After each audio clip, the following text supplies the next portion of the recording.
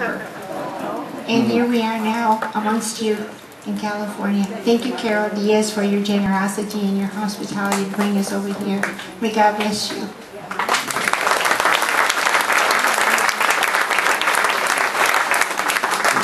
I am not the author of the book. I'm not supposed to be talking here.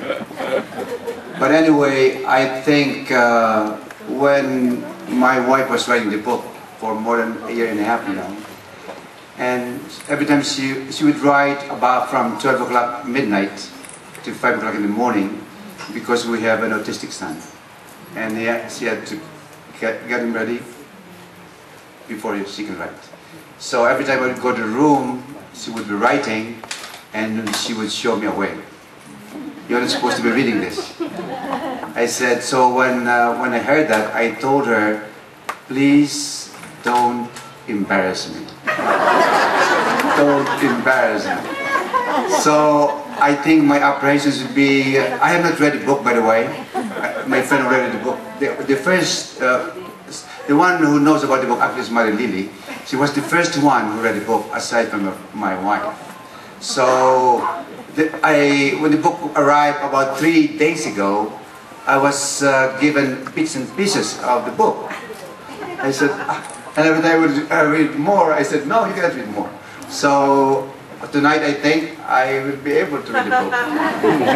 And can you imagine, it's a book of my spiritual conversion. Only, I hope, my spiritual conversion. And my apprehension hopefully would be over. She told me that there will be nothing about the book which will embarrass you, but wait till the next book. Apparently she's halfway of writing a book about turbulent years. The turbulent years.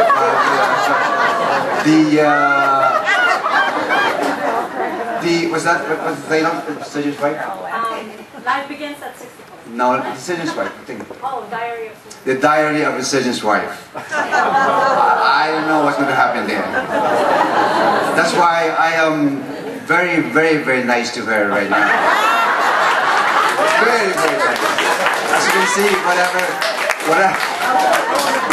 she tells me, I follow. You see her earlier, she was holding me like this and it was running all over the place. I follow because I hope after the book maybe it will be the same again. But anyway, when I never thought really that she would write a book. This happened more than 10 years ago, as you know, more than 10 years ago. So when she asked me to read about portions of the book, I was surprised how she could remember them.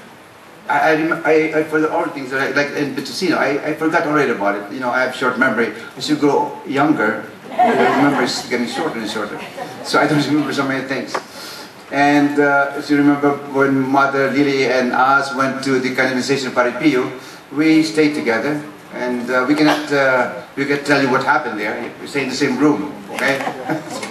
And Mother Lillie was there, and we enjoyed it very much. And during the time, I don't know what Mother Lillie remembered, during the canonization of Padre Pio, there were about 1 million people in St. Peter's Square.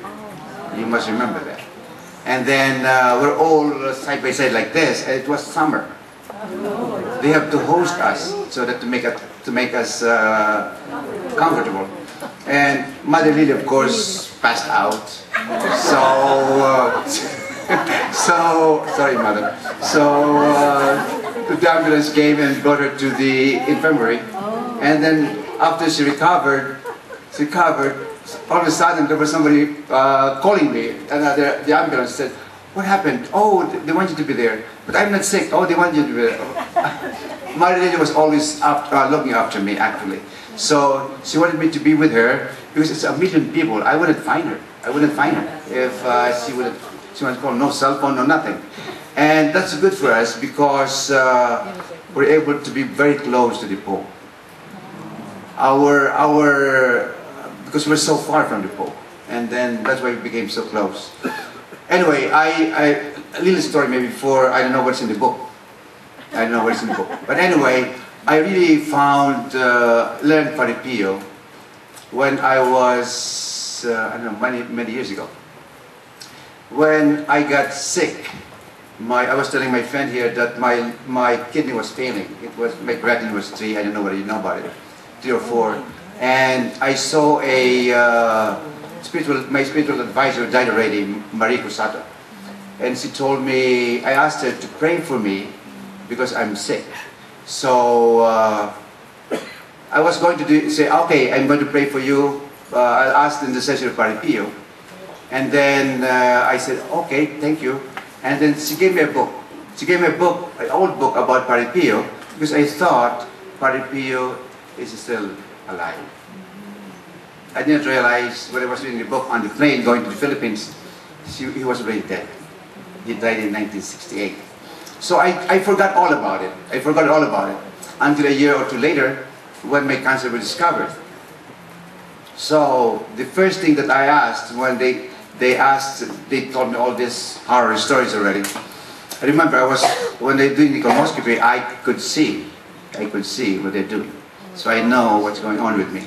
So when they told me about this, the first thing I asked was, what's my creatinine level? And lo and behold, it is 1 normal. It's normal. Wow. So, oh my God, I said I got a miracle from Paripio. Did they cut scanning me? It's in the book. I don't know whether I'm doing it already. Everything you're saying. Oh, it's in the book. Anyway, and I'll say you anything anymore. But anyway, and I said, when they wanted to operate on me already, so I said, no way you're going to operate on me. I don't know where I'm going. I might go to hell, actually. And that's the honest truth. I said, I'm going to clean my soul first before I go to have surgery. And that's why we embarked on going to Paripio in Italy, despite the fact that I couldn't eat anymore. I couldn't eat. Because every time I eat, I would have tremendous abdominal cramps and I would not poo anymore, you see. But despite that, I said, we have to go. Because when they did CAT scan, it looks like the cancer is already in my bladder and in the lymph nodes. So that's what happened. And I think I'm one of the miracles of Paripio also. I did another surgery about 2 weeks ago. I hope she's here. But it's eerie though, because it's the same thing that happened to me. Same thing, except that they had to remove my uterus. And we had to remove the uterus at this moment. But the same thing though, everything was there. For unknown reason though. For unknown reason, this lady, the family was already praying to Paripio. The syndrome had prayed. So it looks like for every patient that Paripio is associated with, they referred them to me. I don't know why. But anyway, thank you very much for coming. Please read the book. I'll read the book tonight. I hope tomorrow I'll be happy. Because I wasn't embarrassed. Thank you very much for all coming. Thank you.